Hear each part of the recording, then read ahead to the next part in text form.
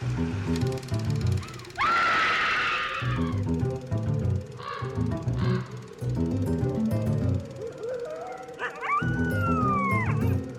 everyone, and welcome to Scream Scene, the horror movie podcast, where normally we watch every horror movie ever made in chronological order and then we rank them from best to worst.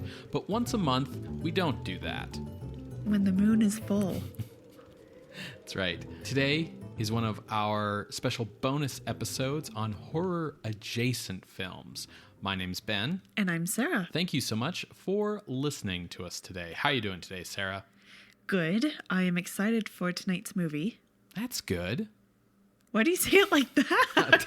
Was that saying it strange? I just was saying we're like, I thought I was being normal. I'm just a little on eggshells. Perhaps because of the movie. Do you want to introduce it? Sure. So tonight we are watching the thriller Gaslight from 1944, which is based on an earlier 1940 film, which is based on an earlier 1938 play. Good job. Nice. That's right off the dome. I feel like this episode is going to have a lot of similarities with our main series episode on the 1941 remake of Dr. Jekyll and Mr. Hyde. Yeah. There's a lot of overlap there. It feels like today, in 2021, this movie is now like less famous than the buzzword that it has like spawned. Sure. Because I don't really know if like gaslighting is like a technical psychological term, but it certainly is a term that people really enjoy throwing around a lot nowadays. So I think it's probably used in professional circles, but it did not exist before this movie. Yes. And the movie, the play, all adaptations, they don't use the term gaslighting. It is a vague term, so it's important to be specific about these sorts of things. Yeah. To gaslight someone is to either intentionally or not manipulate that person into questioning their reality. So it could be, like, if you really want to extend that kind of definition, it could include, I've got your nose, and then pushing that joke way too far and the kids, like, bawling their eyes out. But it is a very loose term. It really is just about making the victim question their own perceptions, even to the point of questioning their own emotional reaction. So they think that, like, am I overreacting? Am I making a mountain out of a molehill? Is this all just like something I'm cooking up and it isn't actually a big deal? It's a common behavior in abusive relationships that is easily discussed by using the title of this movie, in which said behavior also occurs, as like a verb. Yeah. If you follow me, like, the term does not exist before this movie. It doesn't even really, like, as you say, come from the movie in the sense that nobody uses it in that way in this movie. It's just Gaslight is the name of this movie. This movie depicts that kind of behavior, so we use the name of the movie to describe that kind of behavior in absence of, like, a more technical term that would be longer and harder to remember. Yeah.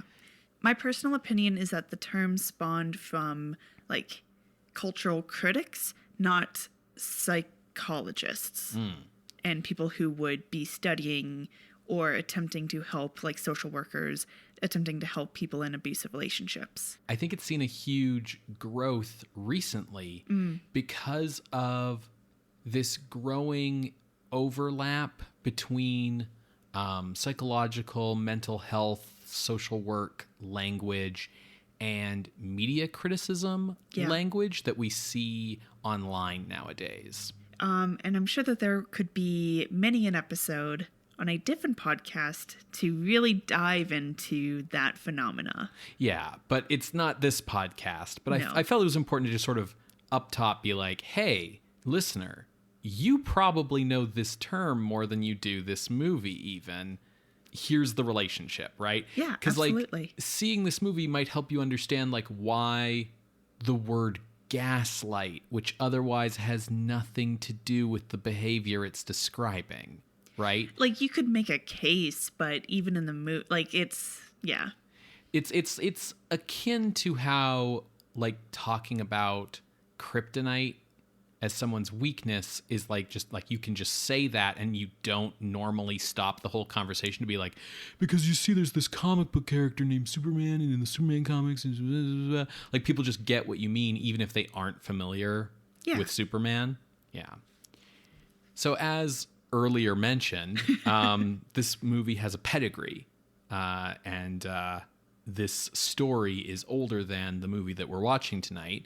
So let's head back to the beginning and the origins of this Gaslight story. So our playwright here is named Patrick Hamilton. His full name is Anthony Walter Patrick Hamilton. And he was born in March 1904 in Sussex, England, to a poor family. Now, the family struggled financially because both parents were writers. Yeah, that'll make your family struggle financially for sure. Yeah. But also his father was an alcoholic. Mm-hmm. Yeah. But since playing on hard mode over here. Yeah. Since both parents were writers, though, they knew that education was a priority for their children. So they made sure that young Patrick went into schools. However, they would frequently be moving from boarding house to boarding house. So he would be taken out of school quite often, and so his schooling was interrupted. His schooling ended when he was around 15, and to help put money on the table, he started writing as well. Nobody in this family has the idea of like maybe just get a job at the corner store. Listen. Bust some tables. His first published work was a poem, published that year at 15 years old. At the same time, his sister went into acting. Only marginally better. Patrick gave the stage a try as well, but found he preferred authoring the plays. He began to work on novels as well, publishing his first novel titled Monday Morning in 1925 at age 21. He continued to write novels, and with more under his belt, he decided to give playwriting a go and came up with Rope. Yep. At age 25. Yep. His first play ever. This is a big deal because Rope is a fantastic play and has a fantastic adaptation by Hitchcock in the 40s, I want to say. Mm-hmm. Now, as you said, he's kind of playing on hard mode as a kid. So he had a bit of a rough childhood. He has seen a bit of the underbelly of English society, and he really didn't like much of modern society. He had a general acerbic demeanor, kind of a black comedic kind of writing. What they call a caustic wit. Yes. And this approach to the world and tone in his writings, you could argue, is exacerbated because he had ongoing troubles with alcoholism himself, as well as chronic pain after being run over by a car when he was in his late 20s. Mm-hmm. He spent the 1930s writing more novels and then returned to the stage again to offer critique of what we would now call toxic masculinity with the play Gaslight in 1938. Now, the 30s saw the rise of fascism, and in response to that, Hamilton became a Marxist and a staunch anti-capitalist. Then as World War II came to a close and we entered post-war England, he struggled a lot with his mental health because of like the rise and fall of fascism, but seeing those kinds of ideas still throughout his own society, as well as his mother committing suicide in these years. So Hamilton became more and more disillusioned with society writ large, and his novels and works became more and more negative and hostile. This trend is kind of concurrent with his growing use and reliance upon alcohol. And ultimately, all of this contributed to a declining career and health. He died in 1962 at age 58 from cirrhosis of his liver. Now, as he passed away in 1962, he would have seen the success and popularity of his work, Rope, and especially Gaslight. As I said, Gaslight was written in 1938 and was titled A Victorian Thriller. So just to really hammer home, this is not horror, this is thriller. Mm-hmm. It's set in 1880 and features an upper middle class family, Jack Manningham and his wife, Bella. By the start of the play, Bella is already anxious and believes that she could be hearing things like footsteps in the ceiling. She thinks the gas lamps are dimming. She keeps misplacing things. And so she's already a little unsure of her own perceptions.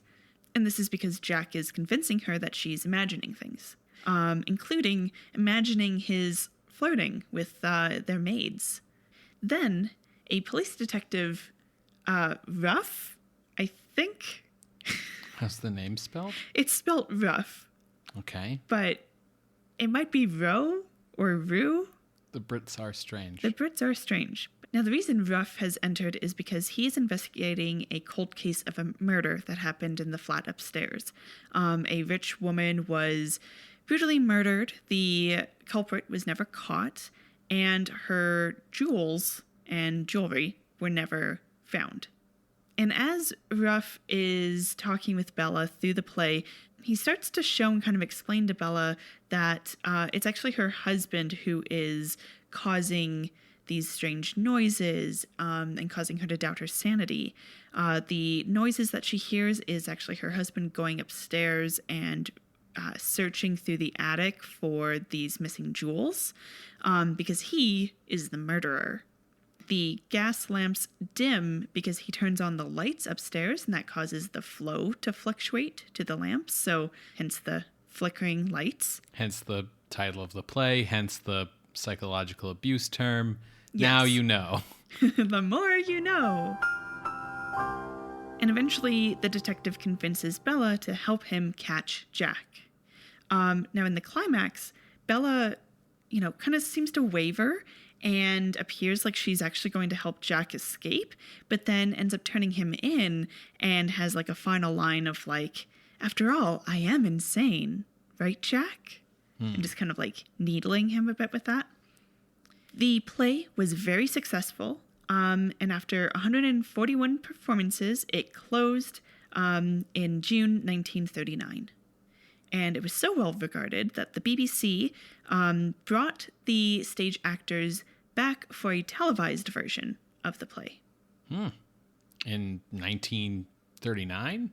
Yeah. All right. That'd be a very early televised program. Now, as they say, when one door closes, another door opens.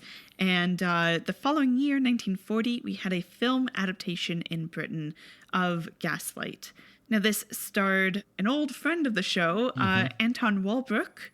Yeah, perfect kind of role for him. Absolutely. Very much he's suited to this kind of role. So he is the husband. The wife is played by Diana Wynyard. And the film was directed by Thorold Dickinson, who we also know. Do we? He directed The Queen of Spades, also starring Anton Walbrook. What year? 49. Oh, okay, so 9 years later. That's cool. A little reunion. Yeah. Aw.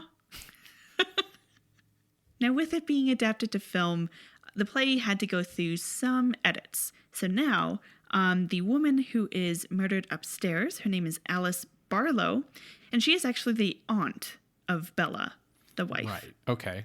So she's murdered, it's never solved, the jewels are never found, and years later, newlyweds Paul and Bella move into her aunt's place in London.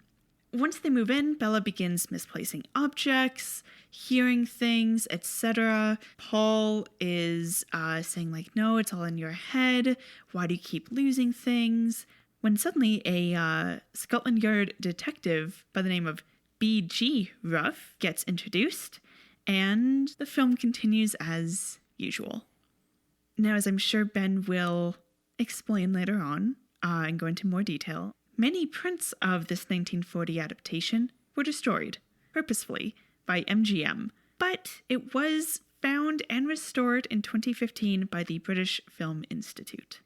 So that's in England, 1940. But across the pond, we have our own gaslight craze going on. Right, yes. In 1941, there was a very low budget adaptation, kind of called a three-hander play, where it's just like 2 or 3 people on stage doing the things. And a young Vincent Price saw this three-hander play with his wife, actress Edith Barrett, and they looked at each other and they were like, "This is good, but we can make it better." They set themselves to adapting it to Broadway. By 1941, this adaptation of theirs opened on Broadway under the name Angel Street, with the idea that Angel Street is where the house is and where the murder takes place and all of that jazz. So Price was playing Manningham. His wife by this point had gone to the movies instead of the stage. So he has playing opposite him Canadian actress Judith Evelyn. And it was a huge fucking hit. A huge hit. Price left the play after a year. He and Judith really hated each other, actually. In her own words, she called it a mutual violent dislike. So he goes off and then he goes to the movies as well. And we get to talk about him in the normal programming of Scream Scene. For the stage version, he was replaced by John Emery, who we've also talked about in Scream Scene, and the play continued until December 1944 with nearly 1,300 performances on Broadway, making it one of the longest running non-musicals on Broadway. Successful show. And during that time as well, there was also a traveling troupe from the same director that went across the country in 1942. So everyone's getting their gaslight on. There is a delay in the 1940 British film coming to the States. So by the time that Gaslight adaptation on film is brought over, it is renamed Angel Street in order to tie in with that Broadway play. So you might see that other name kind of listed. MGM saw this success and had dollar signs in their eyes, and thus had this 1944 adaptation made. As Ben will undoubtedly explain further, the 1944 film was also a huge success, both at the box office and with critics. So much so that NBC had a televised play version of Gaslight in 1946. Lux Radio brought on the stars of the MGM film Charles Boyer and Ingrid Bergman to do a radio program version, again in 1946. And the following year, 1947, Charles Boyer again appeared on radio on the Screen Guild Theatre radio program in this role again. But before that, there's MGM with dollar signs in their eyes. Take it away, Ben. So part of why MGM decided to make this movie was, the success of the play, the success of the 1940 British film, but also there was like a wider cycle of wife in peril movies that kind of existed at the time, beginning with 1940's Rebecca from producer David Selznick and director Alfred Hitchcock, which won Best Picture that year, and, continued into like a whole series of these movies. Laura. Henrik Ibsen just making bank. Jane Eyre. A Doll's House. Yes. To put out an Ibsen title there since I name dropped him. Yeah. Anyways. Like just lots of movies in this mold, right? That Gaslight was sort of part of this larger cycle that was going on.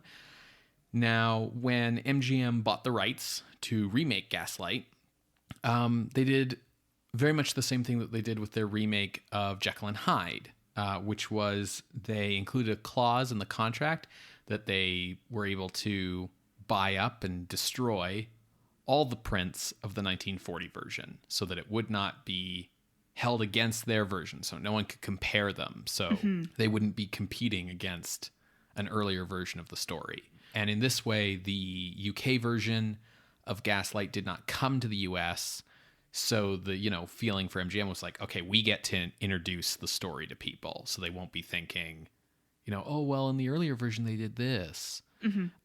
Certainly you had the play, but they had the advantage that the play was under a different title, Angel Street, and, that a play is sort of less of a mass media than a movie, right? Like, it had the traveling show, but it's still not near the kind of mass media that a film can be. Right. It's enough that, like, MGM can sort of be like, based on the hit play, but not enough that the play well enough to, like, hold MGM's feet to the fire about it, right?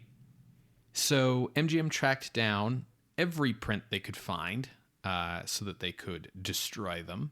They even attempted to destroy the negative, but the negative remained held by the British Film Institute, which is why we can still see the 1940 version of Gaslight today.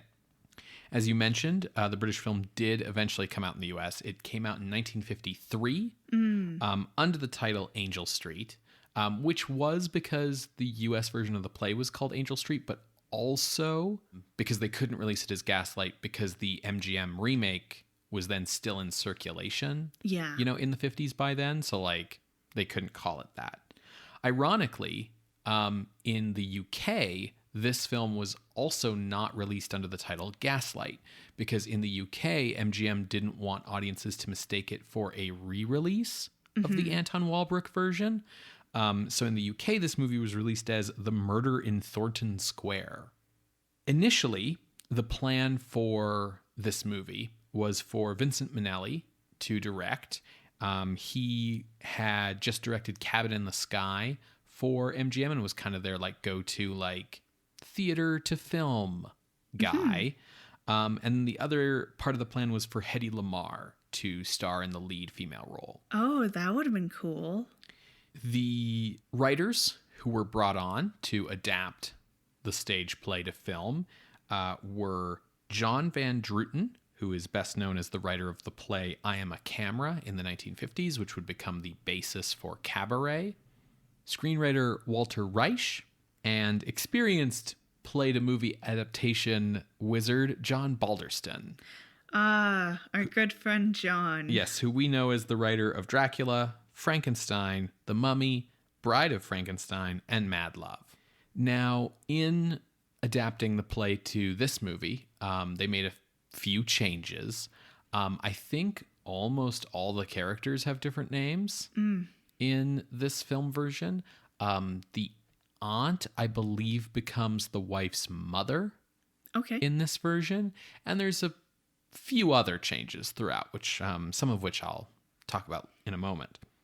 Van Druten and Reich pressured MGM to hire George Cukor to come on and direct instead of Minnelli, who was at the time they felt too inexperienced to handle the film. So George Cukor was born in 1899 on the Lower East Side of Manhattan to Hungarian Jewish immigrants. He began acting in school plays and recitals as a child alongside future colleague David O. Selznick. Oh. After school, Cukor became a stage manager at a number of different theatrical companies, which eventually led to directing plays beginning in 1925. He directed a number of Broadway shows until 1929, when a Hollywood desperate for theatrical directing talent reached out, and he was signed to a contract with Paramount. After a few years at Paramount as a dialogue director, assistant director, and co-director, Cukor had something of an acrimonious split with the studio. Lawsuits were exchanged, and he left to join David O. Selznick at RKO. Cukor gained a reputation for coaxing great performances from actresses. He was sort of credited for discovering Katharine Hepburn, and he really liked working with her and putting her in his movies, where most directors and producers sort of considered her to be difficult, and for a long time she had a reputation as box office poison. Really? I did not know this. Yeah. Cukor kind of resented this reputation that he had. He became known as a woman's director in Hollywood. So like if you had a movie that was a big starring vehicle for an actress, you got George Cukor. And he didn't really like being pigeonholed that way. Despite this reputation as a woman's director, the truth of the matter is that George Cukor holds the record for having directed the most Best Actor Academy Award performances. Oh, so he's just a good director. When David O. Selznick hired Cukor to direct Gone with the Wind, Cukor initially wanted Hepburn for Scarlett O'Hara, but Selznick wouldn't hear of it. While working on pre-production for Gone with the Wind, Cukor briefly worked on The Wizard of Oz after its first director, Richard Thorpe, was fired, but before its third director, Victor Fleming, was brought on. Meanwhile, Cukor's slow pace of work on Gone with the Wind, along with difficulties working with Clark Gable due to Gable's resistance to being directed by a homosexual, would lead to Selznick firing Cukor from Gone with the Wind and replacing him with Victor Fleming, leading to Victor Fleming being replaced on The Wizard of Oz by King Vidor. The interrelated history of Gone with the Wind and The Wizard of Oz is so interesting. Other significant Cukor films include the 1936 version of Romeo and Juliet starring Norma Shear, the 1940 version of The Philadelphia Story starring Katharine Hepburn, the 1950 version of Born Yesterday starring Judy Holliday, the 1954 version of A Star is Born starring Judy Garland, and the 1964 version of My Fair Lady starring Audrey Hepburn, for which Cukor would win the Academy Award for Best Director. He would pass away at age 83, and he had 5 other Best Director Oscar nominations. Wow. Big deal guy. Cukor pushed for Ingrid Bergman to be cast in the lead role of Gaslight, which David O. Selznick, who she was under contract to, was highly resistant about. Selznick and Bergman felt that her image was one of like a strong woman who like didn't need no man, was, someone who could take care of herself and all this kind of thing, and therefore couldn't pull off the like frailty needed for the role in Gaslight, and that her image might be harmed by like her going through like a nervous breakdown and kind of having that hysterical appearance. But Cukor met with Bergman privately and convinced her that for the role to work, it had to go to an actress who the audience wouldn't be expecting to go mad. That if he cast an actress like known to do that kind of frail, high-strung part, like a Bette Davis type, that like the drama of the film would be lost. And so Bergman was convinced, and once she was convinced, she like desperately wanted the part. So she begged Selznick to let her do it, like in tears, like just desperate for it. And Selznick eventually acquiesced, but there was one other hitch. Actor Charles Boyer had been cast as the male lead, and at the time, the French actor was one of the top male leads in Hollywood romance. Born in 1899, Boyer began acting on stage in Paris in the 1920s. He quickly began appearing in silent film as well, crafting a persona as a suave and sophisticated ladies' man. The coming of sound was a boon to his career due to his deep voice, and he quickly became an in-demand romantic lead. Throughout the 1930s, he alternated between French films and English-language films in Hollywood, sort of bouncing back and forth. In the late 1930s, he would appear in a string of romantic roles that would cement his appeal in the U.S.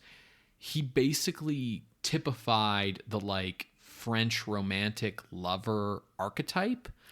His most famous role would be in the film Algiers, where he played a character named Pepe Le Mocco, who is the basis for the character Pepe Le Pew. Okay. He stayed in Hollywood making films during World War II because the French government felt he was more valuable making movies in Hollywood than fighting in the war. But by the 1940s, he was showing signs of middle age. He was losing his hair. He had some paunch. He would wear toupees for his roles. And so he was kind of looking to move out of romantic roles by this point. Like, he was getting a little too old to be playing them. He needed to show that he could do other things. And he felt that Gaslight was an excellent opportunity to do so, what with the male lead being villainous. Mm-hmm. Now, due to his star status, Boyer and his management insisted on top billing over Bergman, whereas Selznick refused to let his star actress do the picture if she did not get top billing. So Cukor arranged a compromise, a technique he called sandwich billing, which he had used on the Philadelphia story.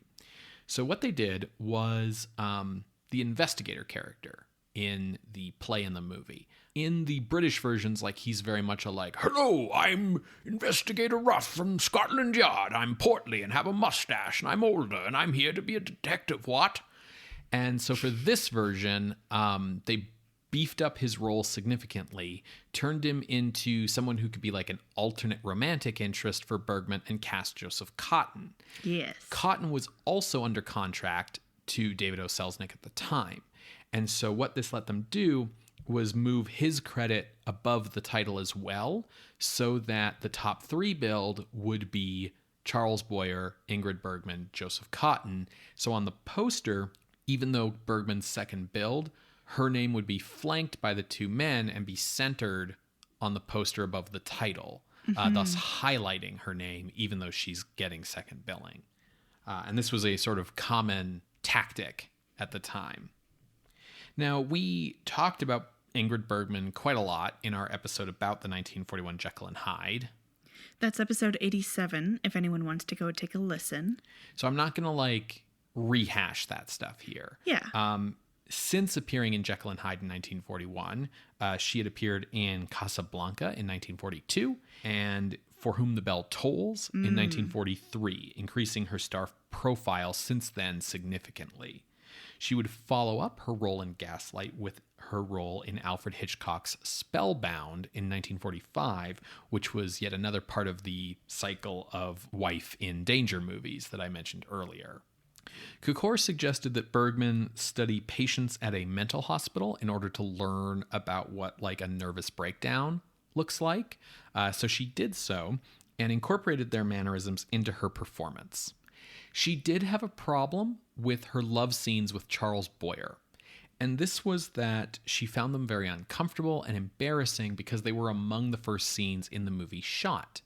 Bergman liked to get to know her male co-stars quite well first, before doing any romantic scenes with them, because otherwise she felt very, very self-conscious.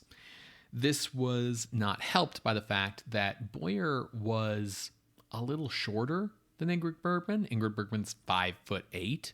How tall is Humphrey Bogart? I don't know. Shorter than that, for sure. Okay. I mean, she did fine with him. Yeah, because they solved it the same way they did with Boyer, which is they put him on a box. Yeah. So, doesn't really help making out with your male lead who you've never met before in the first scene that you shoot with him on a box. In the future, if she found that there were love scenes required between her and a male actor really early on in the shooting schedule before she'd get much time to interact with them otherwise, she would invite her co-stars to her trailer to make out with her in her trailer for a while first, so she would be less nervous about doing it on camera. Go Bergman. It doesn't help that Bergman actually has a pretty notorious reputation for getting into deep, passionate romantic relationships with her male leads for the duration of shooting and basically for the duration of shooting only. Yeah. Yeah. Absolutely.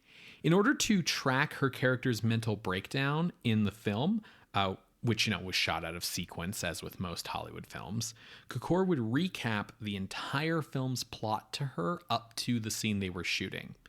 At first, Bergman really resented this because she thought Cukor was treating her like a dumb Swede. And she insisted that he stop doing it. But when that happened, it was found that her performance really suffered. So she eventually asked him to, no, actually keep doing this. Meanwhile, Boyer was distracted through most of the shooting of the film because his wife of 10 years was finally pregnant. Okay. And did indeed give birth to their only son, Michael, during the making of the movie. There was a big party on set with champagne and everything. Oh, that's so cute. Yeah, she was really important to him. She passed away of cancer, and 2 days later, he committed suicide. Wow. So, as I mentioned, the third billed performer in this film is Joseph Cotten, who was born in Virginia in 1905 and is best remembered today as a collaborator of Orson Welles.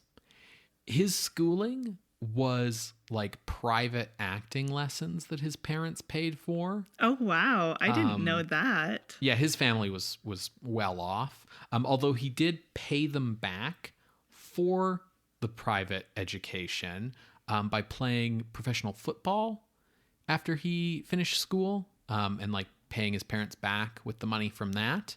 After his pro football career, he worked as an advertising salesman for the Miami Herald, so selling ad space in the paper. And that led to a side gig as the theater critic for the Miami Herald, which eventually led to him working at the local theater, like getting parts in the shows. He understudied on Broadway in the 1930s, but work was hard to get because it was the Depression. Yes.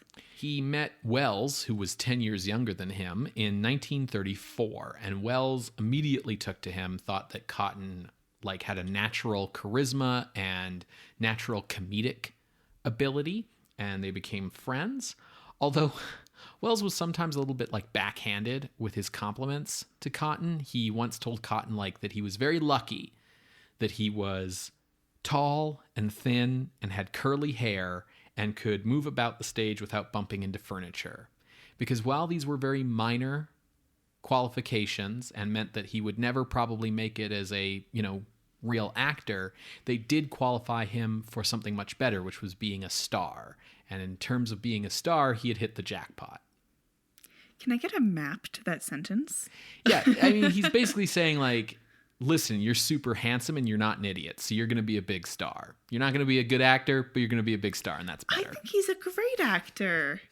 So Cotten became an inaugural member of Welles's Mercury Theater Company and appeared in a number of Welles plays, shows, radio productions, etc. over the next few years.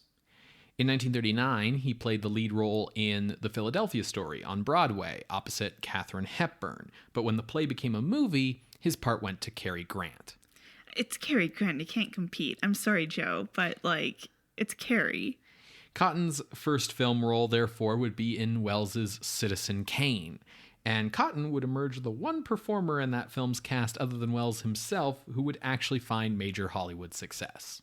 After Kane, Cotten would appear in the Welles projects The Magnificent Ambersons and Journey into Fear before being cast as the villain in Alfred Hitchcock's 1943 thriller Shadow of a Doubt.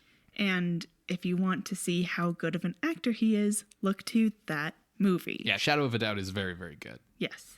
Cotten was then offered some opportunities to appear in some films produced by David O. Selznick. But Selznick, being Selznick, would only take Cotten if he was under exclusive contract to Selznick.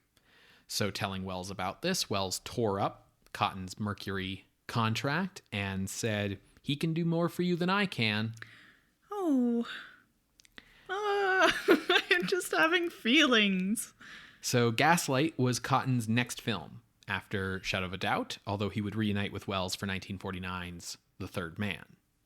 So, for the role of the, quote, slutty housemaid, unquote, Nancy, writer Van Druten noted to George Cukor that British actress Moyna McGill was in the U.S. as a refugee and had brought with her 17-year-old daughter, who Van Druten felt would be perfect for the part. The girl had no acting experience, but She wowed Cukor at the audition. He considered her to be a natural talent and hired her right away. So Angela Lansbury went to her boss at the Bullock's department store and told him that she was leaving her job. Her boss, assuming that her new job was probably something similar to the $25 a week he was paying her, offered to best the other employer's salary in order to keep her at the department store, and then was quite flabbergasted when she informed him that her new salary was $500 a week. Now we talked. So he wouldn't match that. No, okay. no, not for a department store girl. We talked about Angela Lansbury at length in our Picture of Dorian Gray episode. That's episode 128, and that film came out in 1945. Yeah, it's literally the next movie she did after this one. Yeah. So I'm not going to go into a ton of detail about Angela Lansbury again. However, I'll note a couple of fun things about her performance in this movie. In order to project menace, Lansbury was required to be taller than Bergman. But Angela Lansbury was the same height as Ingrid Bergman. So Lansbury wore platforms and lifts. But Boyer's character had to be taller than both of them. And he was in fact shorter than both of them. So with Lansbury on lifts, they couldn't really put like Boyer on bigger lifts because at a certain point you're just on stilts, right? Yeah. So he just, is on boxes for like the majority of the movie. I love hearing about these behind the scenes things. Cukor believed that a great part of the picture's effectiveness was due to the production design by German refugee Paul Hodzinski. Cukor wanted the film to feel claustrophobic and for the set to be filled with period details. He really wanted that Victorian era to come out. Being able to access MGM's vast library of props, they filled the sets with distinctive knickknacks, which could then be, used in the story as like, oh, wasn't that over there? And that kind of thing. Ultimately, the film won an Academy Award for Best Art Direction, in addition to Best Actress for Ingrid Bergman. It was nominated, but did not win, Best Picture, Best Actor for Charles Boyer, Best Supporting Actress for Angela Lansbury. Whoa, wait. Her first role and she got a nom. Yeah. Damn. Best Screenplay and Best Black and White Cinematography.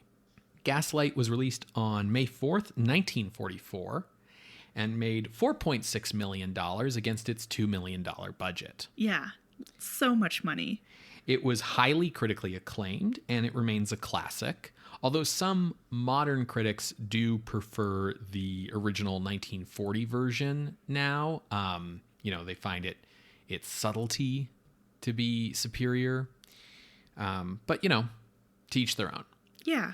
Today, Gaslight is available on iTunes, Google Play, the Microsoft Video Store, YouTube, Amazon, and on Blu-ray from the Warner Archive Collection. Lots of opportunities to watch this movie. If you would like to watch along, you're going to hear a brief musical interlude, and when we come back, we will discuss Gaslight from 1944, directed by George Cukor. See you on the other side, everybody.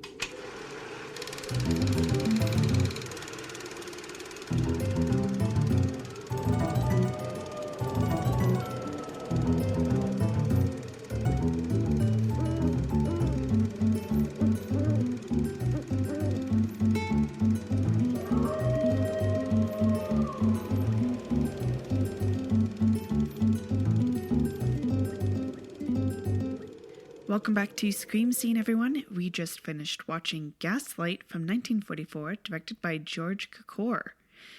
Ben, first thoughts? This is a really good movie. Yes. It's a classic. Yes. Like I said at the top, this is a movie that I've been wanting to see for a while, so I was pretty stoked when our patrons voted for it for this bonus episode. But it was a difficult watch. As someone who has gone through and been witness to others being in controlling, manipulative relationships. Sure. So I will just put out there that, trigger warning, nothing really graphic that we'll be going into. The movie itself isn't graphic or anything, but just a heads up that is the content. Right. Content warning for gaslighting and Gaslight. Yes. I don't want to assume. Sure. You know, assuming makes an ass out of you and me. So it's just better to be right up front. Sure. So let me tell folks what it's about, and then we can get into it. Yeah, for sure. So the film opens with the opera singer Alice Alquist having been murdered. She was found by Paula, her 12-year-old niece, and Paula, played by Ingrid Bergman, is clearly very traumatized by this. Paula, at an early age, lost her parents, so she was being raised by Alice, and now with Alice gone, she is sent to Italy to basically be raised and trained as an opera singer. We pick up with Paula 10 years later. She is continuing to train, but it seems to be faltering because Paula is in love. And as you know, you can't be a successful artist if you are also in love. Yes, because that means that you're happy. Yeah, and you can't do art if you're happy. I hate that message. But anyways, that's the joke, basically. They're playing it for a little bit of like tongue-in-cheek fun. Anyways, she is in love with the pianist named Gregory. They are in a bit of a whirlwind romance, and they get married in the Italian countryside, and now they have to figure out, like, where are we going to live? And Gregory shares, like, you know, I've always wanted to live in London, in, like, this little square in a brownstone and have servants. And Paula's like, oh, I mean, I have that, but it is where my aunt was murdered, and I don't know about going back there. But for you, Gregory, I love you so much. Maybe I can get over that trauma with you by my side. So they move to London. They definitely don't call them brownstones in London, but that's all right. I think everybody knows what you meant. What do they call them? Like it's just like a townhouse or a tall house. Like it's just a house. Like, because brownstone's like a very specifically New York City like term. I thought that was just the name of the style of house. Like it's definitely the same kind of house. Okay. But I don't think you'd find it's like nobody in Detroit is gonna call a pickup truck a lorry. Like I just don't think you're gonna find anyone in London calling them a brownstone. Is all. I apologize, especially for any English listeners who are like, what's she bloody going on about? Gosh, stop. Quit while you're behind. Anyway, so they move in, and they're super stoked about it. But they get there, and Paula's like, no, everything is exactly the way it was that night. I can't deal with all of this old furniture. So they decide to take all of that furniture, the trunks, all of her aunt's possessions, and lock them up in the attic.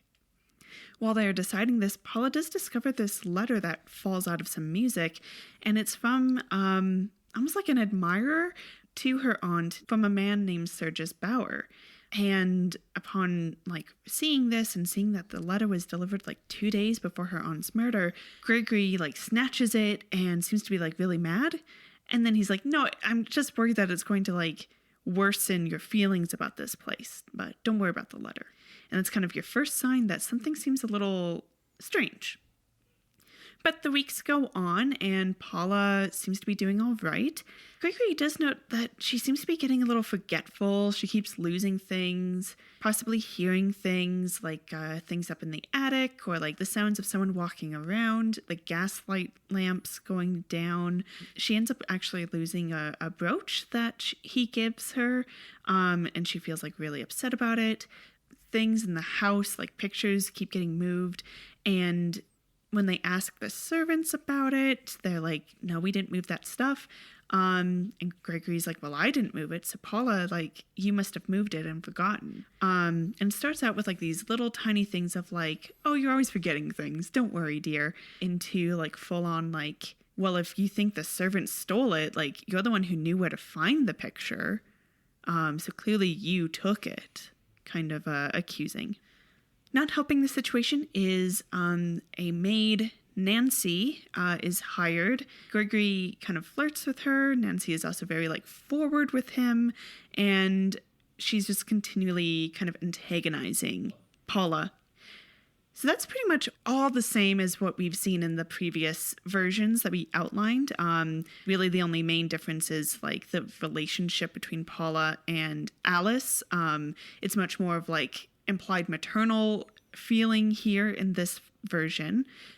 The main differences with the past adaptations seem to be with Brian Cameron, played by Joe Cotten.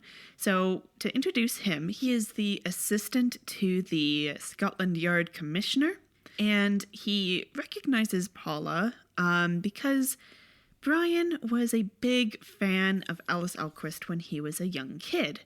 And he's shocked when he sees Paula because he says, like, she looks exactly like Alice. So he's kind of like, I thought she was dead. Is that a ghost? And then kind of looks into it.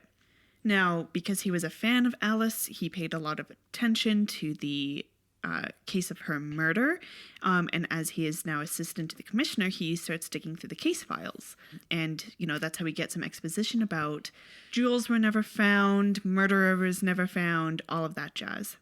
He also starts to, be a little concerned about Paula. They sort of would be running in the same circles, except she is never really going out to these social events, especially not alone. Gregory is always with her, and he begins to notice that they have a little bit of a weird relationship, as Gregory is a little controlling. Paula has some weird behaviors.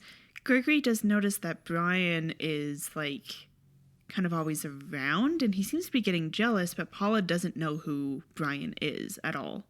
Brian follows Gregory one night with the help of the local constable of the neighborhood, and he sees Gregory enter the back alley and go into the side house of their street.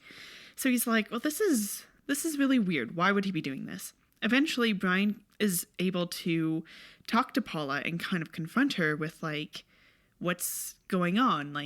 What are the things that you have been told? Why do you think you're going insane?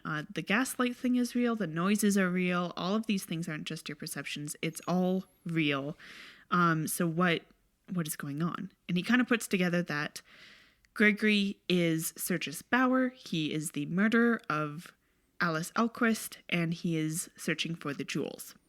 Now he has to leave in a hurry because Gregory is coming back, and as he leaves, the cook of the house, Elizabeth, who's kind of on Paula's side, here he mentions everything we do right now is going to help her welfare and keep her out of the madhouse and also save her life. So Gregory comes home and he notices that some things are out of place, and so he confronts Paula, and Paula says, no, it wasn't me. She lets out that there was a man here. Elizabeth let him in. And when Gregory confronts Elizabeth about it, she's like, what man? Now Paula is like, oh, was that all in my head? Am I actually crazy? I had this glimmer of hope, and now I'm actually full on crazy. But luckily, Brian is real. He shows up and he has fisticuffs with Gregory and manages to tie him up as the police are arriving.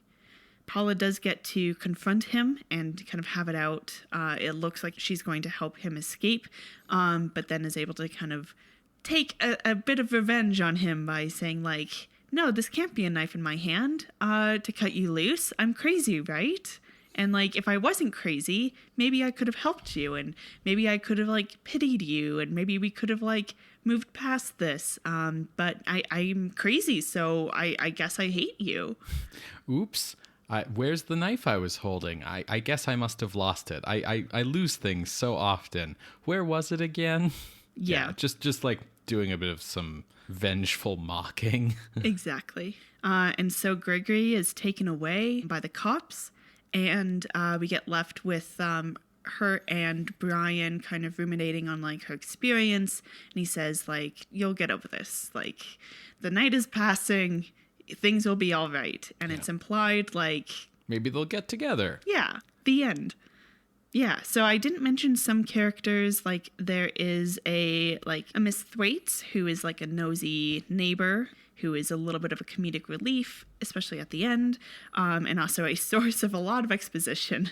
But, for the most part, that's the story. Yeah.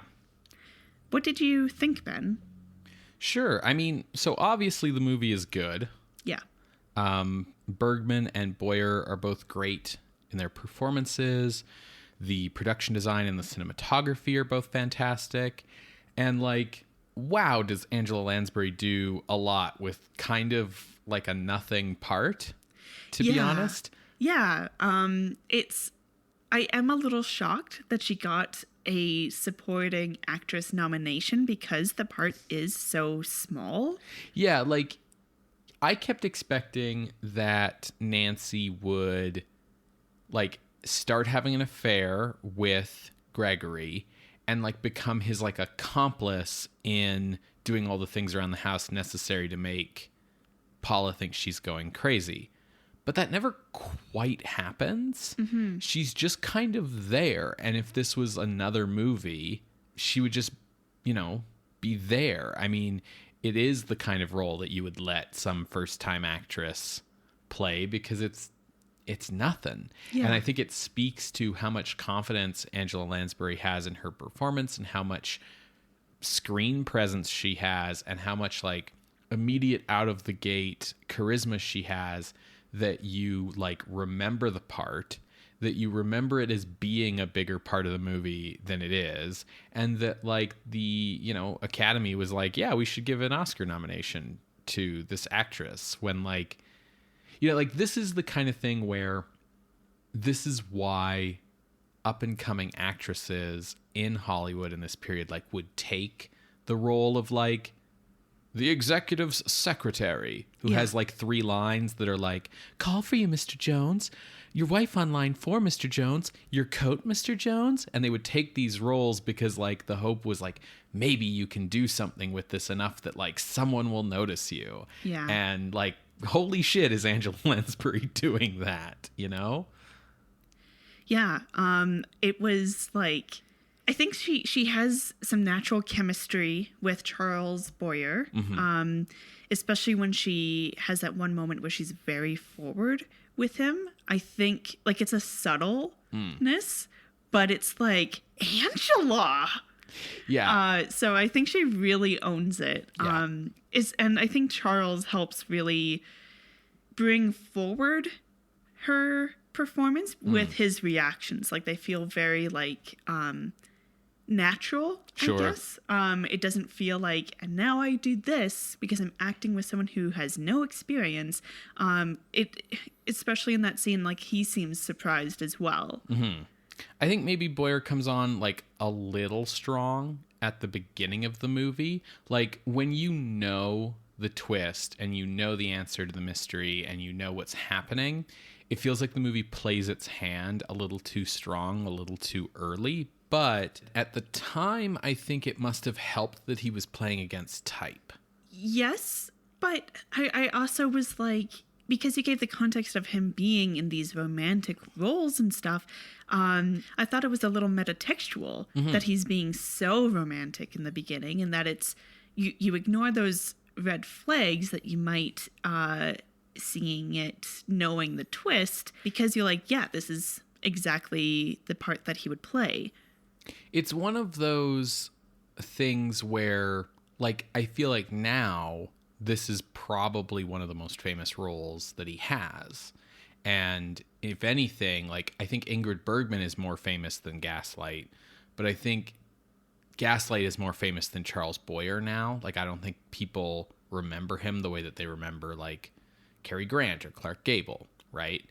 And so the cleverness of his casting is sort of diminished a little bit. It's kind of like Janet Leigh in Psycho, where the big twist of Psycho is that, like, the lead character dies like a third of the way into the movie. Yeah. And that twist doesn't work anymore because the shower scene is the most famous scene in the fucking movie. And more people know Janet Leigh as the chick who dies in Psycho than in anything else. Whereas, like, an audience at the time would be like, oh, Janet Leigh's a big star. She must be the main character, right? So Absolutely. Same sort of thing. Yeah, just subverting those expectations. Yeah, and I think he does a really good job of convincing us of that romance. I don't know. I was really impressed with the movie, and this is also what made it a little hard to watch, in a way that made it a comfort that I knew the ending. Sure. Because the movie does position it as she's going crazy. Mm-hmm. You don't see him hiding the brooch. You don't see him, like, putting the picture away to make her think she put it away. You know, it looks and is constructed like, no, she is going crazy. So you believe it along with her. So it was like, because I knew the twist, I took comfort in that because I knew he's going to get his comeuppance. But otherwise, you would have been caught up in the story of it. And as someone who has gone through manipulative, controlling relationships, it was it hit really close to home. The movie is designed like as a mystery. Yeah. Right. And so, you know, it's like, is she going crazy or isn't she? What's really going on? And so, yeah, you don't know explicitly that he's fucking with her because the movie is so famous and the premise so well known. Now, when people watch it, like, they know. And if you know watching the movie, like, you can see it and it makes sense. Like, you can see the way that he's manipulating her. Like, the fact that her brooch goes missing, when he gives it to her, you can see the fact that he's making like a huge show of giving it to her. And not only that, but like a huge show of putting it in her purse and being like, I'm going to put this in your bag so you don't forget. See, Paula, see how you're watching me right now? Put this in your bag so that when it's not in the bag, it's like very clear that it should be. I think that the movie, although it does not tip its hand as to like what's really going on, it does make it clear that something's going on.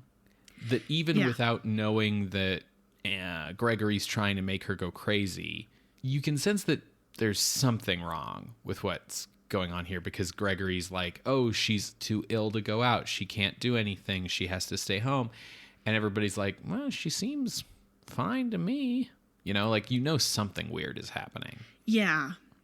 I did appreciate those moments, but I think it's also why it would be a little challenging to adapt this to like a modern context, because that idea of the husband will, like, it's his responsibility to manage the household and your health and everything as a woman, isn't as acceptable nowadays. Like, in the Victorian age, even in like the 1930s or whatever, whenever Dial M for Murder is set, like, it was still kind of like, yeah, he'll handle it. You don't worry about a thing. Right. So if he says you're sick, trust what he says. Right, exactly. And, you know, that's his prerogative. It's his household. I think that while the movie is a, like, useful model to point to when talking about abuse, the thing that's important to remember about this movie specifically, if we're making those real world comparisons, is that most abusive spouses don't need to be motivated by an extremely convoluted long con to get some jewels in order to be abusive. Yes, that is just the way, that's the plays out, that's the movies out, etc. If you really want to look at like an abusive relationship, or rather the way that it's like, he's not a villain, like a capital V villain. He's just an insecure kind of guy. You can look to Henrik Ibsen's A Dollhouse as probably like a really good example for that, because the way that he is condescending, treating her a bit like a child, like all of that would kind of be considered textbook. And also like a little bit normal for the time as well. Like, or at least like, not a red flag in the way that, I mean, I certainly see them as red flags, but again, that's, I know what to look for now, you know? Yeah, for sure. I think, the movie's a useful model. It's a useful tool in saying like, hey, this is what this kind of thing can look like. But it is, you know, I think for a very long time, and even today somewhat, but I think we're a little bit better at this today. But for a very long time, people had a very hard time accepting the idea of someone doing bad things without like a motive. Devious motive. Right, exactly. And, you know, so he has this devious motive here that explains everything. And yeah, you're right that it kind of lets them off the hook a bit. What it really enables them to do is it enables them to make a movie about a abusive marriage like this without making people in the audience feel uncomfortable. Yeah. And it's also like a simpler way of doing the story. It's much more complicated to tell a story about how the abuser in the relationship is doing so because of their own insecurities, their own like beliefs of how a relationship should go, about a myriad of different things, because that's all like very psychologically motivated, and you can't pinpoint to like, well, they were disciplined through spanking as a child, and that's why they hit their spouse. Right. That there's not a one-to-one. It's a very convoluted thing, even to the point where like it's difficult to talk about by social workers and psychologists today, right? Well, and the other thing is making it part of a scheme. Yeah. Honestly, just makes it a better story in terms of being like an entertaining narrative. Yeah, like, well, because the story needs well-defined like plot points, right? Yeah, and like you need to feel like there was, you know, a point to it. Exactly. Yeah. It also enables an easier happy ending. Mm-hmm. There's a few other like weird details that the movie throws in that are probably not necessary, but are there to like massage that happy ending as well. Like it's brought up at one point, like Brian's done some digging into Sergius Bauer, and he's like, oh yeah, he already has a wife back in Prague. And that's never really like elaborated on or explained or anything, but it's there to tell you like, oh, okay, so then that means that his marriage to Paula is actually invalid. Therefore, he can just get hauled off to jail, and Paula can start having a romance with Brian right away without needing to like get a convoluted weird divorce, basically, because the marriage was invalid. So she's just okay to start having another love interest. Absolutely. Like things like that massage that happy ending.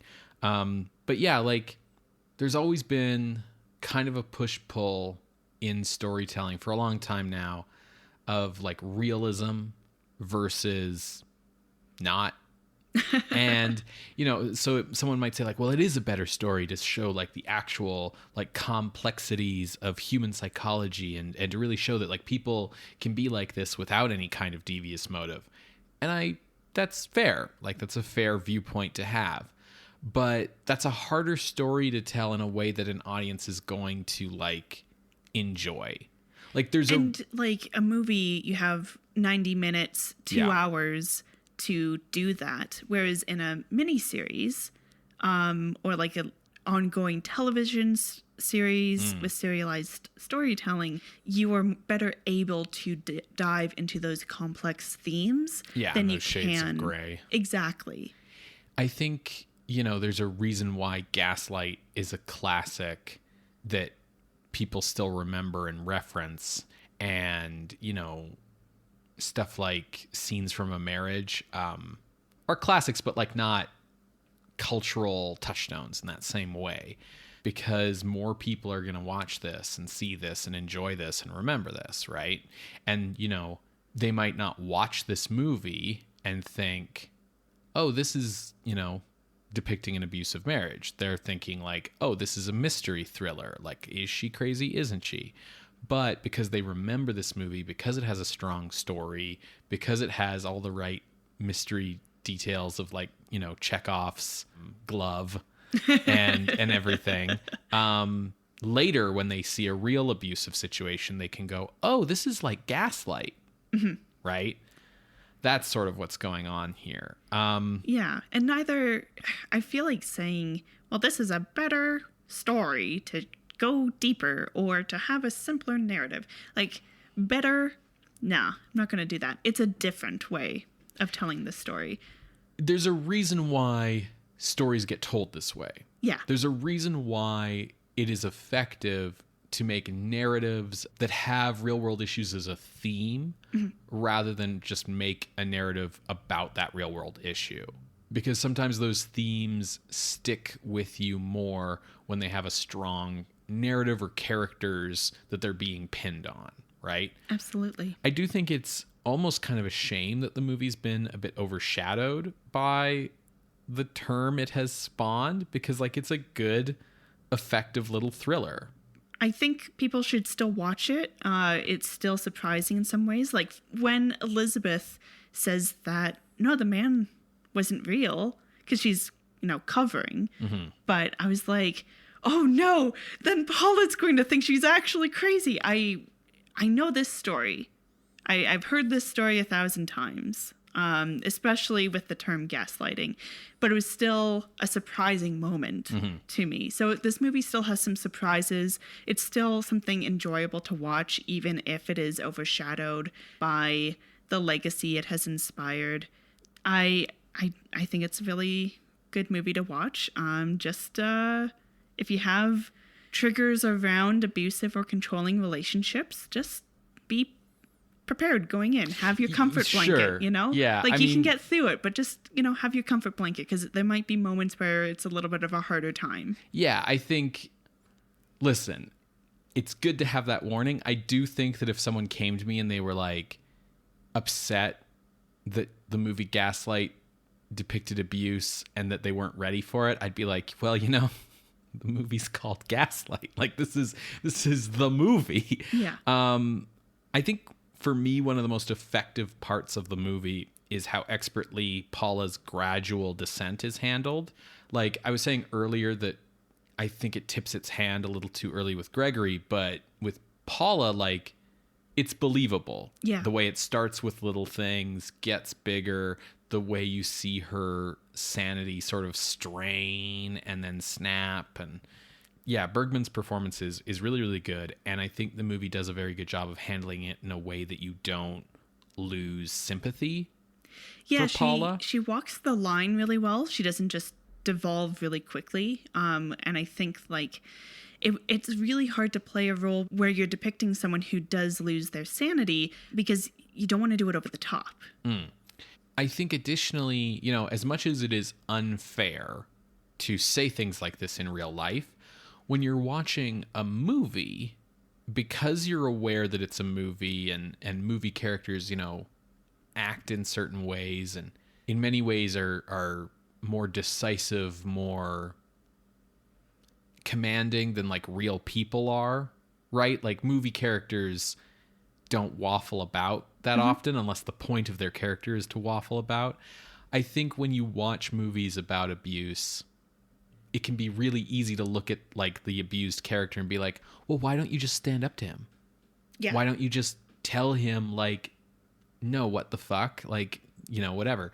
And I think the movie does a very good job of positioning everything in such a way that you aren't like yelling at Paula, being like, what's wrong with you? You know what I mean? Well, I think they do that because there are little moments where she kind of does stand up and he finds a way to flip the script on her, whether that's moving goalposts or making it appear like that the negative outcome is because of her, or you're feeling bad for asking the servants to put coal on the fire. Well, that's what you wanted, Paula. Right. Like, if you didn't, like, you want me to treat them as equals, well, then I'll flirt with her. Right. Like, this is what you wanted. And so it's done very expertly. So when she just stops standing up for herself or standing up for what she wants, you believe it. Yeah, because you've seen how futile it is. Yeah. And I did really appreciate that the movie has Gregory go like give in to her sometimes, like be like, oh, well, I'm sorry, Paula. I didn't know it was that important to you. Okay, let's go to the party. Because it does start to strain credulity if you're just showing him as 100% being awful all the time. Yeah. And that's true in like real abusive relationships too, right? Like you have the honeymoon period and then you go back down. Yeah, and there are moments where, you remember why you fell in love with this person and, what's great about them and stuff. And if you didn't, like you wouldn't stay so long, right? Yeah. The last thing I'll say about Gaslight is it reminded me a lot of Mad Men. Huh. And the reason for that is in the beginning, everyone keeps telling Paula, like, forget the past, move past it, kill it if you have to. Right, yeah, sure. And it made me think of Don Draper constantly saying, like, this never happened. It will shock you how much this never happened. Right. And so, like, that's what started that and sparked that relationship. But then thinking about how, you know, if you wanted to show, like, the realism behind unhealthy relationships and the psychology behind someone who becomes a manipulator and a controlling partner, you see that in Mad Men through different characters. And they're all very well rounded. They all have those negative aspects. They all have positive aspects. And that's like a 7-season? Yeah, something like that. 7 long-running prestige television drama. And you can do that in the 700 hours right. of that. Yet Gaslight manages to do it in 2 hours. Yes, it's because he wanted the jewels. He's fascinated by the jewels. But, like, I think they still managed to do a very good job. I do have to say before we wrap up here, like, just so that it's acknowledged, yes, the plot of this movie is probably too far-fetched to be believed. The movie does a very good job of connecting all the dots so that, like, within the world of the movie it makes sense. Because I think you mentioned that in the original version of the story, the murder that happened, like, wasn't related to the lead character, like to Bella at all. Like, that's something no, they that just came happen to move into the same place, or like the flat that's underneath the place where Right. it happened. But yeah. Because once you start trying to, even though it might seem tidier, it might seem like, oh, well, here's how I'm going to connect everything all together so that it doesn't just seem so random or whatever. It starts to actually make less sense because it's like, wait. So you're telling me that Sergis, who is obsessed with these jewels, that the movie points out that he can't sell, like he can't fence them, but never actually explains then like what he was planning to do with them anyways. He's just obsessed with jewels, like he's a Batman villain. But like, he was like, okay, I'm going to break into her house and I'm going to find these jewels and I'm going to steal them. I can't find the jewels. He kills her. The crime is interrupted by her niece.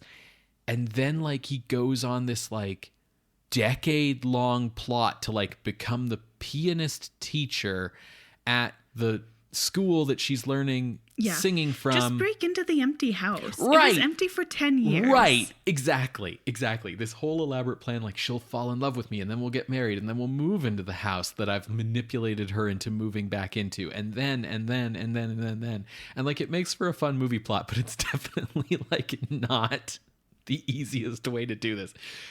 Like, considering especially, so the crux of this plot would be that by marrying her, he gets possession of the house, so then he has free reign to look around for the jewels. Yeah.